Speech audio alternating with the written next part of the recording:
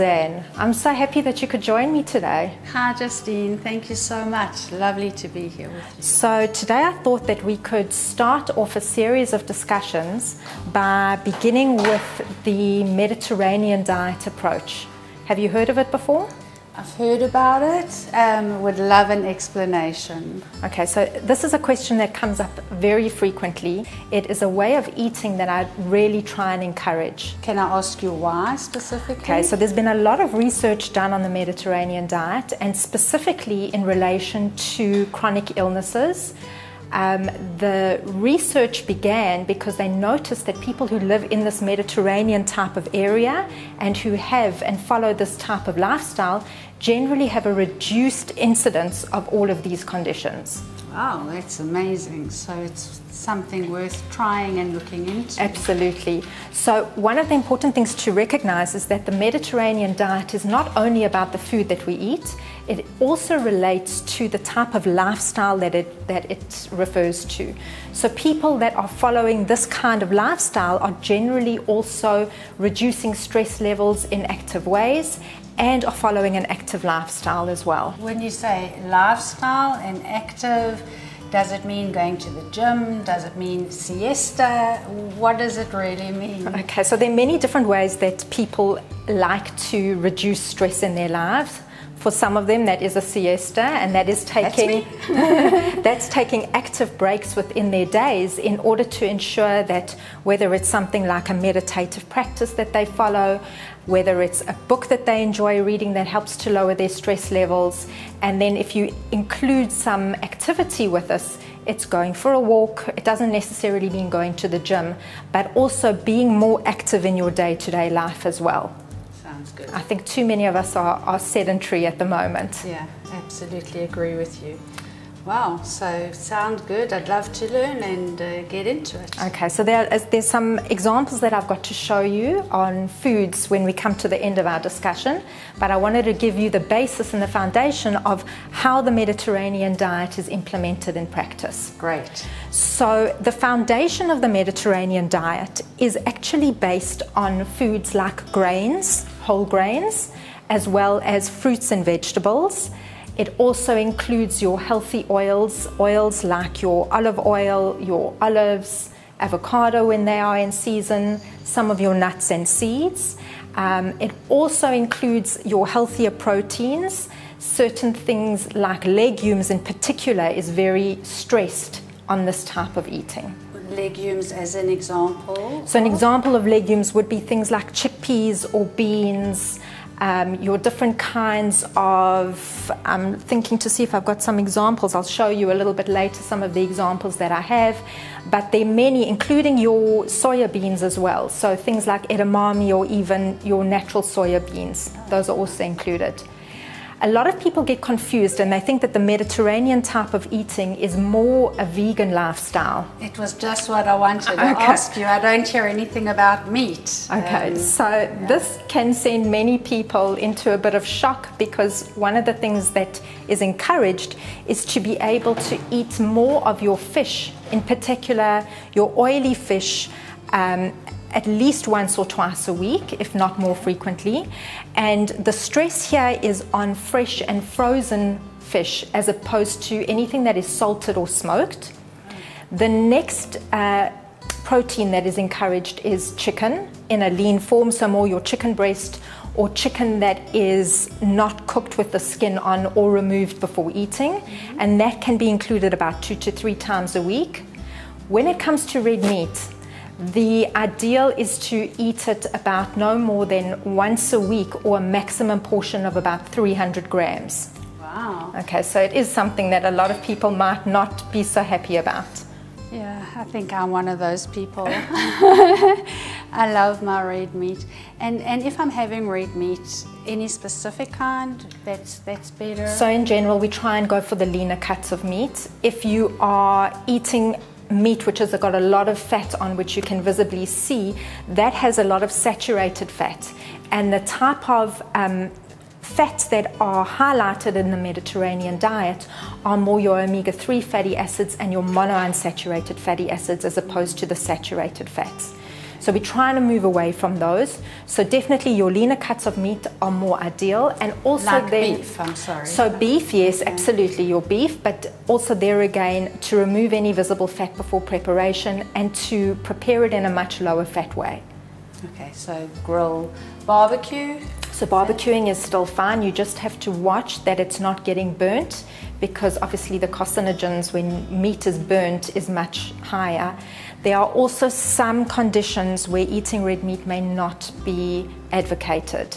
So if your medical doctor has explained to you rather to eliminate any of the foods, even if they may be healthy, it's best to listen to their advice. Absolutely, but obviously then you'd need to swap that protein base with another protein. Correct.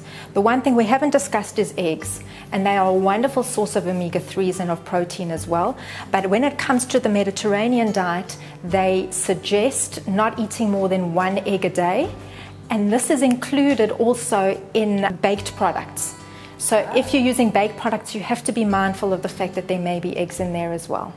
Wow, I never knew that. Okay, so there's a lot to keep in mind. The last thing, before I come to explaining all the foods to you and showing you how to really introduce them into your diet, is dairy products. And here again, dairy is very healthy for us. It has a high calcium content. It contributes to vitamin D, which today is possibly more important than ever because it helps to build immunity. But when we eat dairy that is high in saturated fat, again, this is what we're trying to move away from.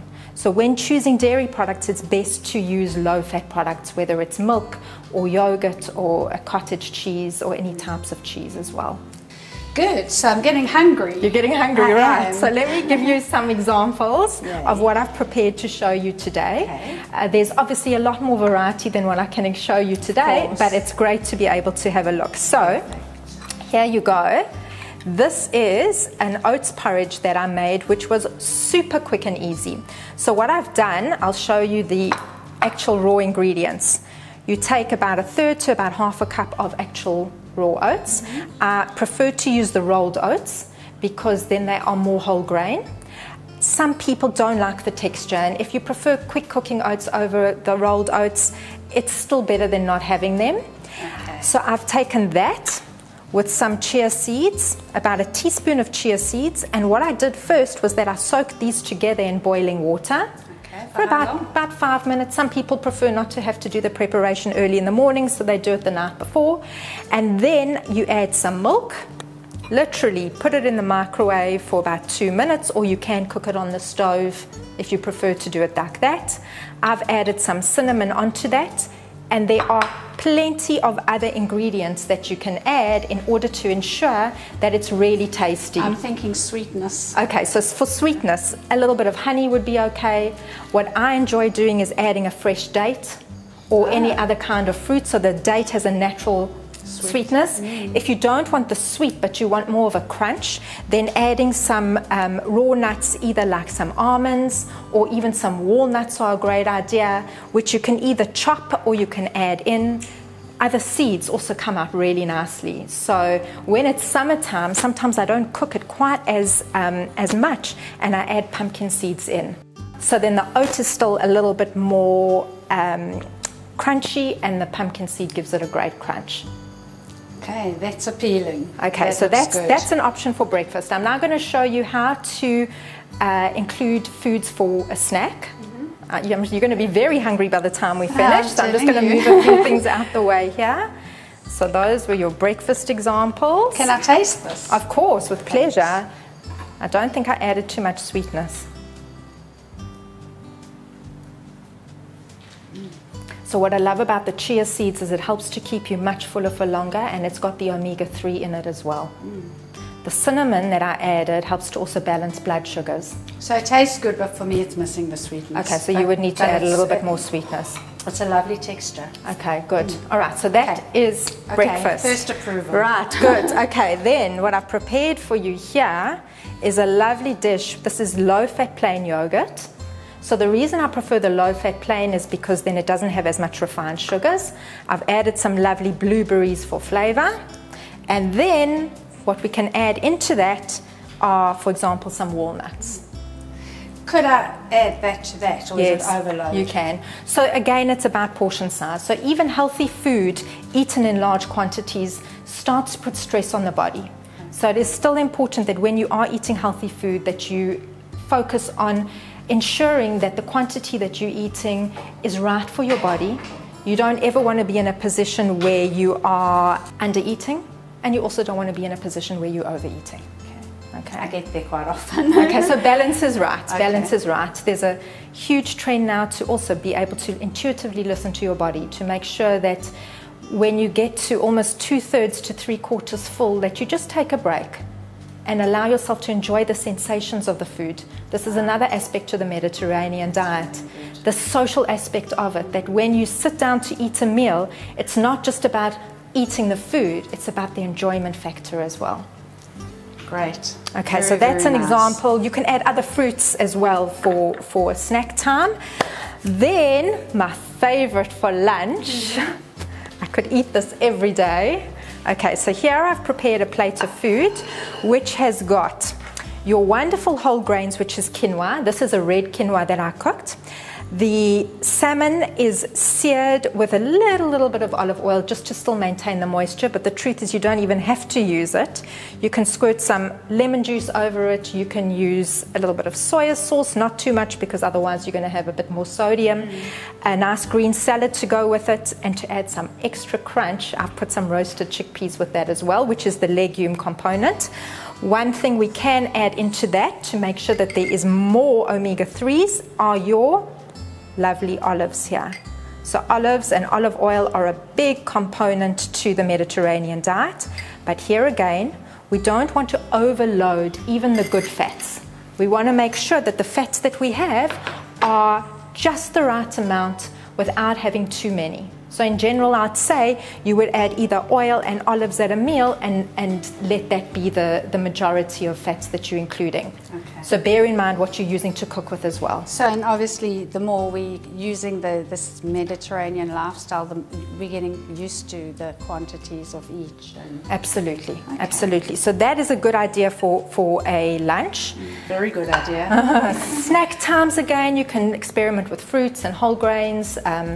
Roasted chickpeas are another wonderful snack, which are on the salad. I'll show you maybe a little bit later in another video when we discuss about legumes, how that can become a real great that snack. Looks great. Of course, I have to Taste it, definitely. So if you've got holes in your teeth, don't crunch too much. Yum. Okay, so what I used with that was a little bit of oil to roast it with, a little bit of salt and some spices, and it's just such a healthy snack, especially if you prefer a lot of nuts. This is a better way to go. Delicious. Okay, lastly is a dinner type of option. So typical to the Mediterranean diet is that they tend to eat their main meal at lunchtime and have a smaller meal at dinner time. And this becomes a wonderful way to also allow your body metabolically to settle with the food that you're eating during the day and to process it adequately. So, for example, this at dinner time would be having a lovely baked potato together with some low-fat cottage cheese. I've included a salad which includes some fresh broccoli. It includes wonderful tomato and some olives as well. And what you could do here if you wanted to would be to add some legumes as well. Sometimes it's nice to take the potato together with like a black bean kind of a curry if you want something a little bit more tasty and if it's winter time. So this is more of a summertime dish.